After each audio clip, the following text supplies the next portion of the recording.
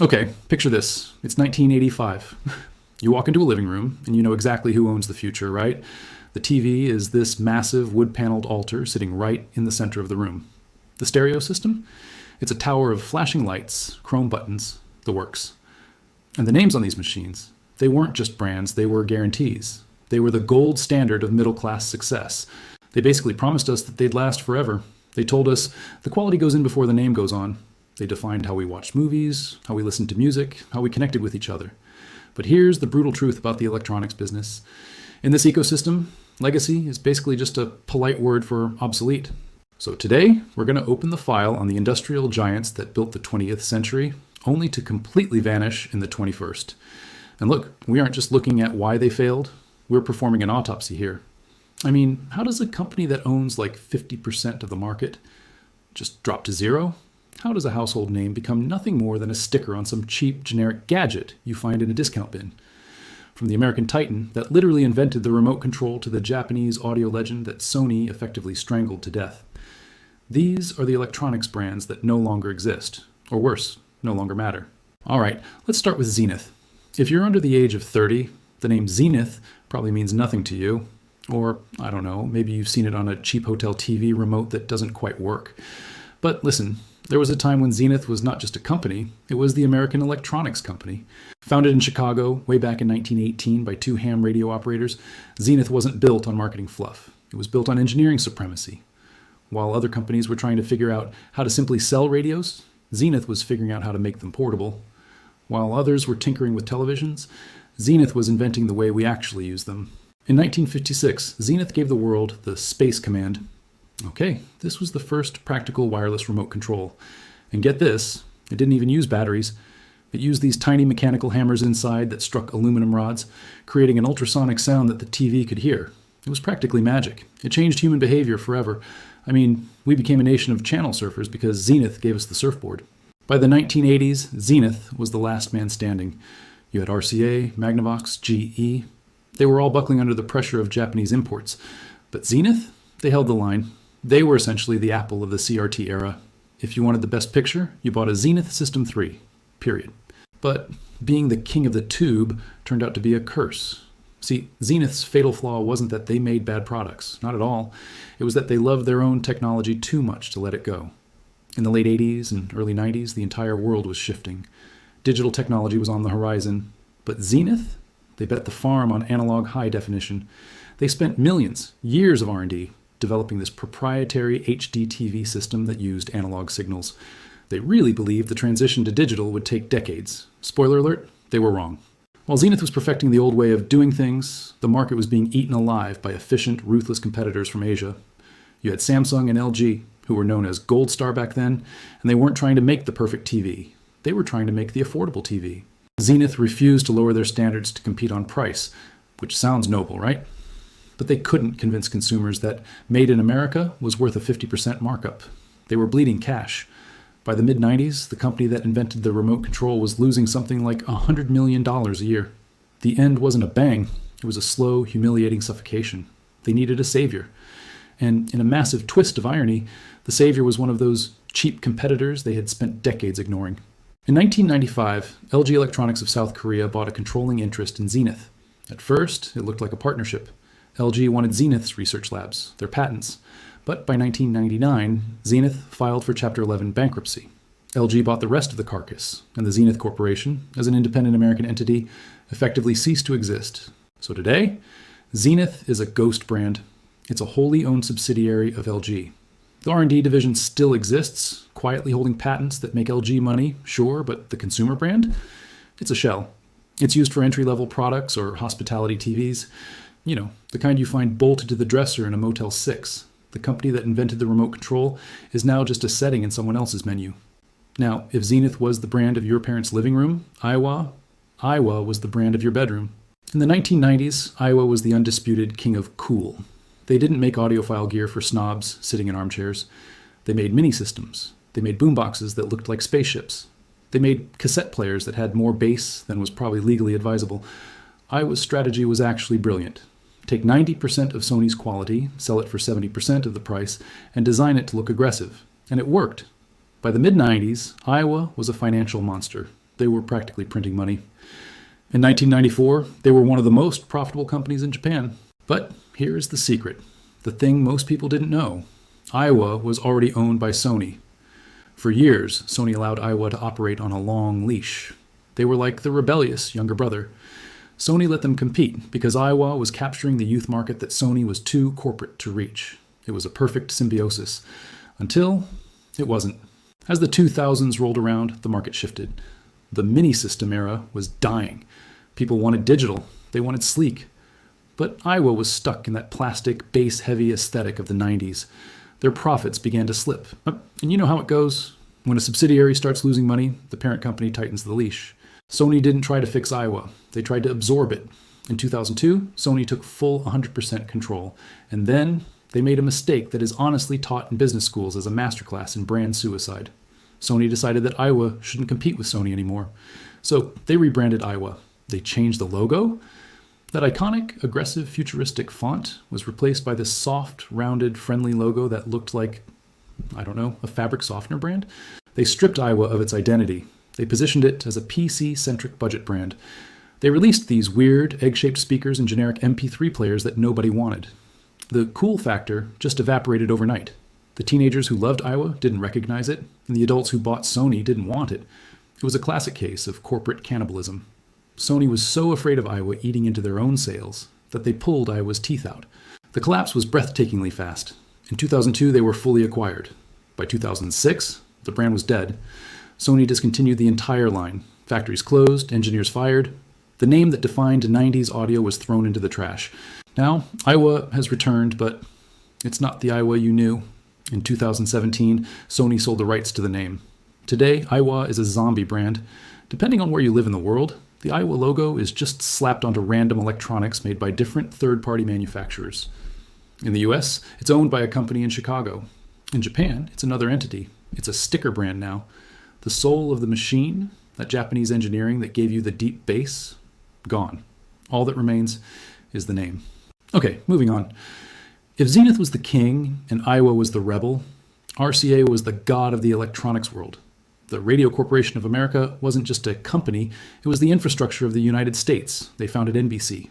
They popularized the radio. They invented the NTSC standard for color television, the standard the entire Western world used for 50 years. In the mid-20th century, RCA was more powerful than Apple, Google, and Microsoft combined. They controlled the hardware, the radios and TVs and the software, the music and broadcasts. So, how does a company that literally set the standard for the industry fall apart? Well, by the 1970s, RCA got bored with electronics. They became a conglomerate. This was a trendy business strategy at the time. Just buy everything, regardless of whether it fits your business. RCA bought a rental car company. They bought a frozen food company. They bought a carpet manufacturer. I mean, seriously, the executives were too busy managing frozen pot pies and rental car fleets to notice that Japan was eating their lunch. While Sony and Panasonic were obsessively perfecting the VCR, RCA was trying to manage a sprawling, incoherent empire. They missed the transistor revolution. They fumbled the VCR war with a disastrous product called the Selectavision video disc, basically a record player for movies that used a needle. It cost them $500 million and, well, it didn't work. By 1986, the company was bloated, confused, and vulnerable. General Electric bought RCA for $6 billion, but GE didn't want to save RCA. They wanted to strip it. GE looked at RCA's assets and said, "We'll keep the NBC television network and we'll sell everything else." They sold the music division, they sold the patents, and they sold the consumer electronics division, the heart of the company, to a French company, Thomson. That was the moment the Radio Corporation of America truly died. Factories closed, engineering teams disbanded. Today, RCA is the ultimate zombie. The brand is owned by a licensing management firm. They don't make anything. They sell the right to use the dog and gramophone logo to anyone who pays the fee. You can find the RCA logo on microwave ovens, cheap Android tablets, dash cams, products that have zero connection to the engineers who invented color television. The master's voice has been sold to the highest bidder. Zenith, Aiwa, RCA, three titans. But the living room was just the beginning, right? The 1990s were a gold rush, but instead of pickaxes, we bought beige boxes. For a brief moment in history, the personal computer wasn't just a tool, it was a destination. We built shrines to them in our homes. We subscribed to magazines that weighed 3 pounds just to read about processor speeds. In this era, new empires rose from nothing. They weren't built by suits in New York skyscrapers. They were built by dropouts in dorm rooms and visionaries in barns. But the computer industry is a meat grinder. It moves faster than any other sector on Earth. If you miss one cycle, one processor upgrade, one shift in taste, you're dead. So let's look at the desktop graveyard. Marketing in the tech world is usually cold, right? It's about specs, numbers, the future. But in 1985, Ted Waite started a company in a farmhouse in Sioux City, Iowa, that did the opposite. He didn't sell the future. He sold the heartland. Gateway 2000 was the Aw Shucks computer company. Their boxes were printed with Holstein cow spots. Their ads featured Waite's dad's cattle. It was brilliant. It made the scary, confusing world of computers feel friendly, approachable, and American. For a decade, Gateway was unstoppable. They were the masters of direct sales. You called a number, customized your PC, and it arrived in that spotted box a week later. No middlemen, no inventory costs, just pure profit. By 1999, Gateway was huge. But then the farmers got greedy. They decided to leave the farm and go to the mall. In the late 90s, Gateway made a pivot that would ultimately kill them. They launched Gateway Country Stores. These weren't just shops. They were showrooms. They had fake barns inside. At their peak, Gateway opened over 400 of these stores across the U.S. It was a financial catastrophe. While competitors like Dell were doubling down on keeping costs at zero, Gateway was suddenly paying rent, electricity, and salaries for 400 massive retail locations. They added massive overhead right as the price of PCs began to crash. The race to the bottom had begun. You could buy a computer at Walmart for $500. Gateway couldn't compete with that while paying rent on 400 fake barns. They began hemorrhaging cash.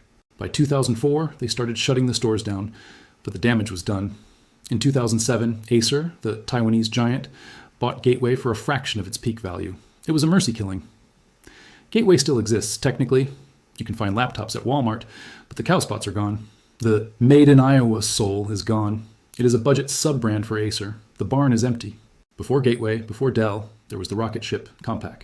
In 1982, 3 engineers sat in a pie shop in Texas and sketched a diagram on a placemat.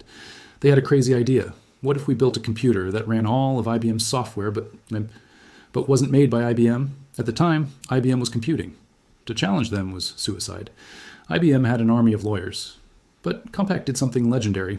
They reverse engineered the IBM code. They wrote their own code from scratch that did exactly what IBM's did, without breaking the law. It was the first legal IBM clone, and it changed the world. Compaq holds the record for the fastest company to reach the Fortune 500. By the 1990s, they had done the impossible. They had outsold IBM. If you worked in an office in 1998, you probably had a Compaq Presario on your desk. They were the king of the clones. So how does the number one player vanish? Well, by the late 90s, the PC market was becoming a commodity. Profits were thin. Compaq was flailing. Then, in 2001, came the death blow, a merger with Hewlett-Packard, HP. It was a $25 billion deal. Critics hated it. Shareholders hated it. They said, tying 2 stones together doesn't make them float. And they were right. The culture clash was toxic. Compaq was aggressive, Texan, fast. HP was bureaucratic, Californian, slow. Innovation stopped because everyone was too busy fighting over who got which office. HP slowly digested Compaq. They kept the name for a while, slapping Compaq on their lower-end, ugly budget laptops. It became the bargain bin brand. In 2013, HP finally put the dog down. They discontinued the brand globally, the name that once terrified. So, Gateway, Compaq, Palm, they built the digital age, but let's talk about something else, memories. For over a century, if you wanted to freeze time, you had to pay a toll to the gatekeepers. Photography required silver, gelatin, darkness. We trusted companies like Kodak with our weddings, our birthdays, our history. These companies were built on the razor and blades model. Sell the camera cheap, sell the film forever. It was a license to print money, but then the chemistry set was replaced by a sensor, and the Kodak moment became a warning label. To understand the scale of Eastman Kodak, you have to understand they were a monopoly. In 1976, Kodak sold 90% of the film and 85% of the cameras in America, margins that would make a drug dealer jealous. But in 1975, a Kodak engineer named Steve Sasson invented something strange, a toaster-sized box that took 23 seconds to record a grainy image. It was the world's first digital camera. Sasson took it to his bosses. Their reaction? Legendary. They said, "That's cute, but don't tell anyone about it." Kodak executives saw the digital camera not as the future, but as a threat to their film business. Why invest in technology that doesn't use film? It was suicide, or so they thought. So they denied it. By the time they realized film was truly dead, it was too late. They tried to pivot to digital cameras in the mid-2000s, and they actually sold a lot of them. The Kodak EasyShare was a bestseller. But here was the problem. In the film days, they made money on every photo you took. In the digital world, they only made money on the camera once, and they had to sell the cameras cheap to compete. They were bleeding cash on every sale. In 2012, the company filed for bankruptcy. The yellow box was crushed by the pixel. Kodak still exists as a commercial printing company, but the consumer giant? Gone. Then there's Polaroid. Before Instagram, before Snapchat, there was Polaroid. Founded by Edwin Land, a guy Steve Jobs idolized, Polaroid was the Apple of the 70s. Instant gratification. But like Kodak, Polaroid was addicted to the film revenue. When digital cameras arrived, Polaroid faced an existential crisis. Digital cameras provided instant gratification for free. You could look at the screen immediately. Polaroid's main selling point was no longer unique. And unlike Kodak, which had a massive chemical business, Polaroid only had instant film. They tried to pivot, digital cameras, portable printers, but nobody wanted a Polaroid digital camera. They wanted the magic paper, and the paper was too expensive. They went bankrupt in 2001. Then again in 2008, the brand was passed around like a hot potato. But here's a twist. Polaroid is the only brand on this list that pulled a Lazarus. A group of fans in the Netherlands bought the last factory. They called themselves the Impossible Project. They had to reinvent the chemistry from scratch because the recipe was lost. They succeeded. In 2017, they acquired the name Polaroid. So today, Polaroid exists again, making instant film. It's a niche, hipster thing now, not a global giant, but it managed to find its soul again. Now, remember the flip video? In 2008, if you wanted to shoot for YouTube, you bought a flip. Simple, white, red record button, USB stick that flipped out. It was a phenomenon. Oprah loved it. Then Cisco Systems came knocking. Cisco, the boring networking giant, wanted to be cool. They bought Flip for nearly $600 million, but while the ink was drying, a storm was gathering. The Flip did one thing perfectly, shot video. But in 2009, the iPhone 3GS added video, then the iPhone 4. Suddenly, everyone had a camera in their pocket connected to the internet. The Flip wasn't connected. The offline camcorder became a paperweight. Cisco realized their mistake almost immediately. Less than 2 years after buying it, they just shut it down. Didn't sell it, just killed it. From market leader to extinct in 24 months. Finally, let's talk about the mobile kings. This is the bloodiest chapter. The collapse of the legacy mobile giants wasn't a decline, it was an extinction event. If you're too young to remember the early 2000s, it's hard to explain how dominant Nokia was. In 2007, Nokia produced 40% of all mobile phones on Earth. 1 out of every 2 phones sold was a Nokia. They were efficient, bulletproof. The Nokia 3310, right? But their software, Symbian, was a mess. When the iPhone launched in 2007, Nokia executives mocked it. It fails the drop test. Battery sucks. They were judging the iPhone as a phone. They failed to see it was a computer.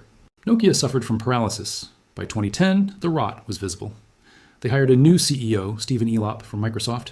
He wrote the famous Burning Platform memo. His solution? Jump into the arms of Microsoft. He killed Nokia's operating systems and bet the company on Windows Phone. It was a disaster. Windows Phone had no apps. Nokia lost its identity. In 2013, Microsoft bought Nokia's mobile division. The Finnish giant was decapitated. Today, Nokia builds 5G towers, but the phone brand? It's licensed out. A zombie. Then there's BlackBerry. The Crackberry. If you had one, you were important. Their moat was security and that keyboard. But arrogance is a slow poison. When the iPhone arrived, RIM's leadership was in denial. They said, typing on glass is a failed experiment. They thought their customer was the IT department. Apple designed phones for the human being. And when people started bringing iPhones to work, the IT departments caved. BlackBerry panicked. They released the Storm, a terrible touchscreen phone. They pivoted too late. In 2016, they stopped making hardware. The servers for the old phones were switched off in 2022. The red light stopped blinking. And finally, the father. Motorola. They invented the cell phone. They put a radio on the moon. In 2004, they released the Razr. It was fashion. It sold 130 million units. But they fell into the one-hit wonder trap. They just kept releasing different colors of the Razr. By the time smartphones hit, Motorola was exhausted. In 2011, they split. Google bought Motorola Mobility for $12.5 billion, but Google didn't want to make phones yet. They wanted Motorola's patents to defend Android. They gutted the company, took the patents, and sold the manufacturing husk to Lenovo for just $2.9 billion. Today, Motorola is a sub-brand of a Chinese PC giant. The Pioneer has become a generic player. So, look, if there is one lesson to take from this autopsy, it's this. In the world of technology, too big to fail is a total lie. Zenith thought they owned the living room. Kodak thought they owned the image. Nokia thought they owned the phone. They were all wrong. These companies didn't die because they were stupid. They died because they were successful. They became so good at doing one thing that they couldn't imagine a world where that thing didn't matter. Success breeds arrogance. Arrogance breeds complacency. And complacency? That is blood in the water for the next generation of sharks. Today, we look at Apple or Google and think they'll last forever. But history tells us they won't. Somewhere, in a garage or a dorm room, someone is inventing the asteroid that will wipe them out. Maybe it's AI. Maybe it's something we don't have a name for yet.